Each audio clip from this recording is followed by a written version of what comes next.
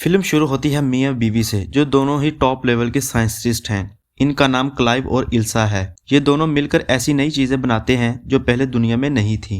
असल में ये जेनेटिक इंजीनियरिंग करते हैं, मतलब दो अलग अलग जानवरों का डीएनए मिलाते हैं और एक बिल्कुल नई तरह की क्रीचर तैयार कर देते हैं। ये दोनों एक बड़ी मेडिसिन बनाने वाली कंपनी में काम करते हैं जिसका नाम NERD है।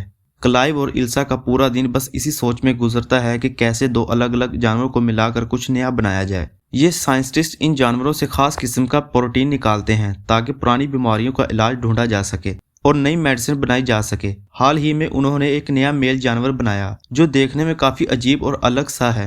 इससे पहले वो एक फीमेल जानवर पहले ही बना चुके थे। जब वो इन दोनों जानवरों को एक साथ रखते हैं तो दोनों बड़े सुकून से एक दूसरे के साथ घुल मिल जाते हैं और खुश नजर आते हैं। ये देखकर क्लाइव और इल्सा को यकीन हो जाता है कि इनका एक्सपेरिमेंट बिल्कुल सही रहा है। अपनी इस कामयाबी के बाद वो कंपनी की बॉस के पास जाते हैं और इन्हें बताते हैं कि इन्होंने अलग अलग डीएनए को मिलाकर ये नई चीज तैयार कर ली है।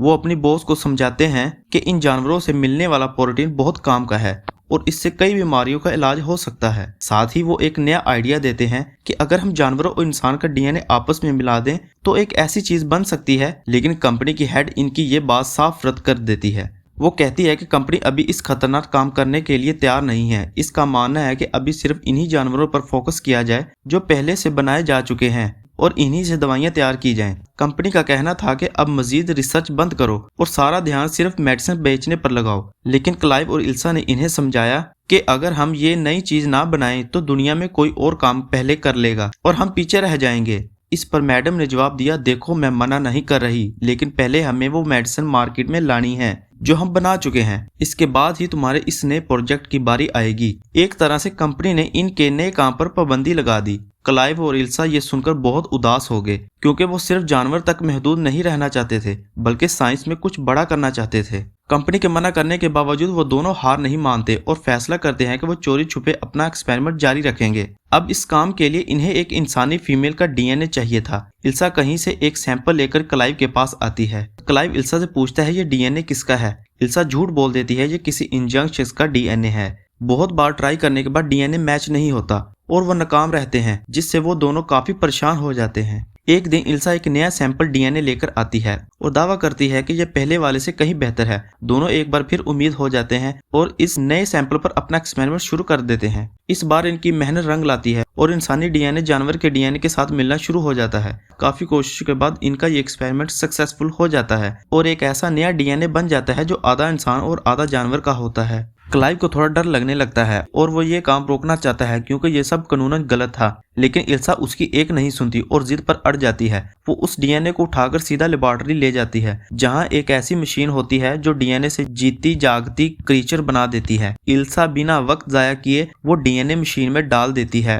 और देखते ही देखते मशीन के अंदर वो नई मखलूक बनना शुरू हो जाती है। क्लाइव उसे समझाते हुए कहता है, देखो इल्सा मेरी बात को समझो, ये सब खिलाफ कानून है। किसी नई जान को सिर्फ इसलिए पैदा करना के बाद में हम उसे मार देंगे, ये बात बड़ी गलत है। लेकिन इल्सा के माइंड में पता नहीं कौन सा प्लान चल रहा होता है। वो कहती है कि दुनिया में रोजाना कितने ही लोग मर जाते हैं और अगर हमारा ये एक्सपेरिमेंट कामयाब हो गया तो हम हजारों लोगों की जानें बचा सकेंगे। इल्सा की बातों में आकर क्लाइव आखिरकार मान ही जाता है। मगर एक अजीब बात होती है, मशीन के अंदर वो बच्चा इतनी तेजी से बढ़ता है कि दोनों हैरान रह जाते हैं। वो देखते हैं कि वो क्रिएचर बिल्कुल सेहतमंद है और तेजी से बड़ी हो रही है। उसी रात अचानक लैब में खतरे का अलार्म बज उठता है। जब क्लाइव और इल्सा भागते हुए वहां पहुंचते हैं तो वो देखते हैं कि वो नई मखलूक अब पूरी तरह तैयार हो चुकी है। वो मशीन से एक अजीब सा थैला बाहर निकालते हैं। जब वो दोनों गौर से देखते हैं तो उन्हें लगता है कि शायद ये मखलूक मर चुकी है।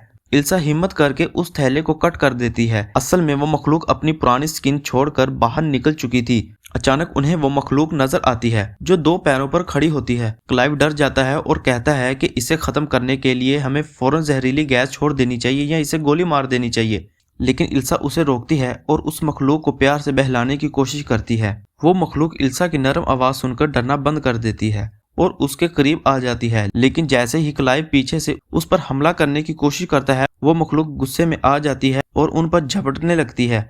दोनों अपनी जान बचाकर फौरन पीछे से हट जाते हैं। आखिरकार वो दोनों किसी तरह मखलूक को बेहोश करने में कामयाब हो जाते हैं। जब वो उसका चेकअप करते हैं तो उन्हें पता चलता है कि ये एक फीमेल है। एक और हैरत की बात यह थी कि वो बहुत तेजी से बड़ी हो रही थी, जिसका मतलब ये था कि उसकी जिंदगी शायद बहुत कम होगी। धीरे धीरे इल्सा उस मखलूक के करीब होने लगती है और उससे दिल लगा लेती है। वो बिल्कुल एक माँ की तरह उसे खाना खिलाती है और उसे नए नए काम सिखाती है। एक दिन इल्सा उस मखलूक के सामने ABC वाले खिलौने रखती है और प्यार से कहती है, चलो मेरे नाम की स्पेलिंग बनाकर दिखाओ। लेकिन वो मखलूक इल्सा के नाम की बजाय NERD लिख देती है, जो कि उनकी कंपनी का नाम था। इल्सा ये देखकर हैरान रह जाती है और बहुत खुश होती है कि ये इतनी समझदार है। मगर क्लाइव को ये सब बिल्कुल पसंद नहीं आ रहा होता। वो गुस्से में कहता है, इस जानवर को अंदर बंद करो और इसकी ये अजीब सी दुम छुपाओ।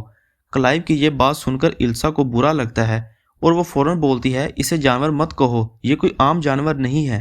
दोस्तों, ये मेरी पहली वीडियो है, मुझे सब लोग फुल सपोर्ट करो। इल्सा ने उसका नाम ड्रेन रख दिया क्योंकि उनकी कंपनी का नाम NERD था और अगर उसे उल्टा पढ़ा जाए तो ये ड्रीन बनता है। दोनों का ये राज तब तक ही महफूज था जब तक किसी ने उसे देखा नहीं था। लेकिन एक दिन क्लाइव का भाई अचानक वहां आ जाता है और ड्रीन को देख लेता है। पकड़े जाने के डर से वो दोनों फैसला करते हैं कि ड्रीन को शहर से दूर एक पुराने फार्म हाउस में छुपा दें। दूसरी तरफ कंपनी में उन जानवरों की बड़ी प्रेजेंटेशन होनी थी जो उन्होंने पहले बनाए हुए थे, लेकिन वहां अब उल्टा हो जाता है। प्रेजेंटेशन के दौरान ही वो दोनों जानवर अचानक एक दूसरे पर हमला कर देते हैं और लड़ लड़कर मर जाते हैं। बाद में जब वो तहकीक करते हैं तो उन्हें एक हैरानकुन बात पता चलती है, वो फीमेल जानवर असल में मेल में बदल चुकी थी। ऐसा इसलिए हुआ क्योंकि उसमें कुछ ऐसे जानवरों का DNA शामिल था जो जरूरत पड़ने पर अपना जेंडर बदल सकते हैं। क्लाइव और इल्सा इतने टाइम से ड्रीम में इतने मगन थे कि उनका ध्यान ही नहीं गया कि उनके बनाए हुए पुराने जानवरों में इतनी बड़ी तब्दीली आ चुकी है। इधर फार्म हाउस में ड्रेन अब काफी बड़ी हो चुकी होती है, लेकिन एक दिन अचानक मौका मिलते ही ड्रेन वहां से निकल भागती है और सीधा जंगल की तरफ चली जाती है। जब वो ट्रेन को ढूंढते हुए जंगल पहुंचते हैं तो वो ये देखकर दंग रह जाते हैं कि ड्रेन ने एक रैबिट को मार दिया है और वो उसे खा रही है। इल्सा ये देखकर डर जाती है। ड्रेन अब उस फार्म हाउस में रह रहकर थक चुकी थी। वो उन्हें बताने के लिए लफ्ज बनाती है टेडियस, जिसका मतलब था वो अब बहुत ज्यादा बोर हो चुकी है और आजाद होना चाहती है। अचानक ट्रेन अपनी ताकत दिखाती है और कमरे की छत फाड़ देती है। तो सबके देखते ही देखते उसके बड़े बड़े विंग्स निकल आते हैं। क्लाइव उसे भागते हुए देखकर चिल्लाती है, रुको, हम तुम्हारी परवाह करते हैं, हमें छोड़कर मत जाओ। क्लाइव की बात सुनकर ड्रेन रुक जाती है और उसकी तरफ देखने लगती है। ड्रेन अब पहले से कहीं ज्यादा समझदार हो चुकी होती है और उसके जज्बात भी बदल रहे होते हैं। अब वो क्लाइव की तरफ ज्यादा तवज्जो देने लगती है और उसमें दिलचस्पी लेने लगती है। इसी दौरान क्लाइव को एक ऐसा राज पता चलता है जिससे उसके होश उड़ जाते हैं। उसे पता चलता है कि ड्रेन को बनाने के लिए जो इंसानी DNA इस्तेमाल किया गया है वो किसी अनजान शख्स का नहीं बल्कि खुद इल्सा का था। ये जानकर क्लाइव को इल्सा पर सख्त गुस्सा आता है कि उसने इतनी बड़ी बात उससे छुपाई और अपने ही DNA से ये अजीब मखलूक पैदा कर दी। अब इल्सा का दिल भी ड्रेन से खट्टा होने लगता है, उसका लगाव कम हो जाता है। एक दिन जब ड्रेन एक बिल्ली को मार देती है तो इल्सा को सख्त गुस्सा आता है और वो उसे एक जोरदार थप्पड़ मार देती है।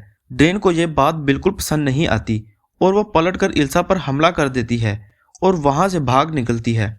लेकिन कहानी में एक अजीब मोड़ तब आता है जब क्लाइव, जो पहले ड्रेन से नफरत करता था, अब वो खुद उसकी तरफ माइल होने लगता है और उसमें दिलचस्पी लेने लगता है। क्लाइव अकेला फार्म हाउस पहुंचता है जहां ड्रेन मौजूद होती है। ड्रेन अब इंसानी जज्बात को समझने लगी थी। वो क्लाइव से कहती है कि वो उससे मोहब्बत करती है। शुरू में तो क्लाइव इनकार करता है और अपने आप को रोकने की कोशिश करता है, लेकिन वो ड्रेन के जाल में फंस जाता है और खुद को रोक नहीं पाता। अभी ये चल ही रहा होता है कि अचानक इल्सा वहां पहुंच जाती है और सुन रह जाती है। दोनों के दरमियान अब हालात बहुत खराब हो चुके थे। इल्सा गुस्से में आकर ड्रेन की दुम काट देती है।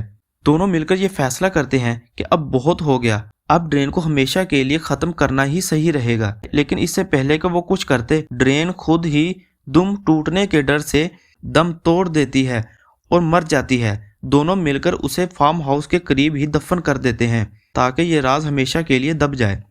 लेकिन कहानी यहाँ खत्म नहीं होती मेरे भाई, पिक्चर अभी बाकी है। बाद में उन्हें एक खौफनाक बात पता चलती है कि ड्रेन मरी नहीं बल्कि वो दोबारा जिंदा हो चुकी है। और सबसे बड़ी चेंजिंग ये थी कि वो अब फीमेल से मेल बन चुकी थी। जिंदा होने के बाद ड्रेन बिल्कुल पागल हो जाता है और सब पर हमला कर देता है। इस अफरा तफरी में वो क्लाइव के भाई पर झपटता है और उसे जान से मार देता है। क्लाइव अपनी जान पर खेलकर ड्रेन का मुकाबला करता है और उसे जख्मी तो कर देता है, लेकिन ड्रेन इतना पावरफुल हो चुका होता है कि वो पलटकर हमला करता है और क्लाइव को भी हमेशा के लिए खत्म कर देता है।